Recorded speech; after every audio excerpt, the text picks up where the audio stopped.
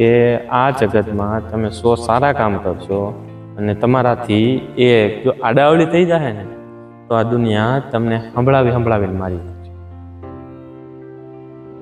આ ઈ દુનિયા છે જે આજ તમને સુખી કરી દે છે, કાલ તમને દુઃખી કરી દે છે અને પરમ દિવસે તો તમને એવું કરાવી દે છે કે તમને એમ થાય આના કરતાં તો મરી જાવ છો.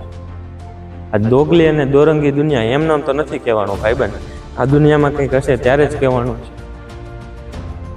અને આ દુનિયાનું સાંભળ્યું હોત ને તો આજે હું આ વિડીયોમાં ન હોત અને માની લો કે કાલે તમારા માટે કંઈ દુઃખ આવ્યું તો તમારી પાસે આવીને એમ કહે કે ભાઈબંધ બહુ દુઃખ થયું, આવું ન થવું જોઈએ.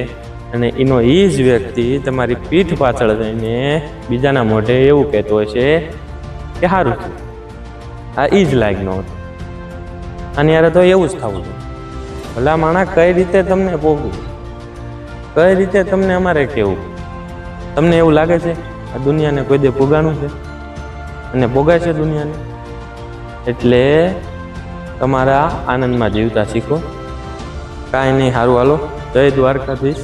તમારી મોજમાં જીવતા શીખો.